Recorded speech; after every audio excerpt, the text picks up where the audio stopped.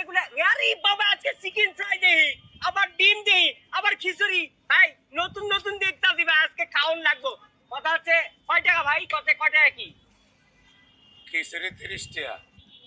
হ্যাঁ মুরগি চিকেন 30 টাকা, 30 সবগুলা 30 টাকা আমার তারপর ডিম এক পিস, আমার ডিম আছে 30 সাইড আইটেম 100 টাকা, চার পানির বোতল একটা ফ্রি, পানির বোতল একটা ফ্রি, পানির বোতল একটা আমি দেখাই দেন। আরে ভাই টাকা আসি টাকা কয় টাকা লাগবে দিতাছি কই দাও টিয়া দাও টাকা লাগবে টাকা দিব না কি মনে করছেন কয় টাকা লাগবে ভাই 100 সাইড 100 আইটেম 100 ওরে বাবা আজকে চার আইটেম 100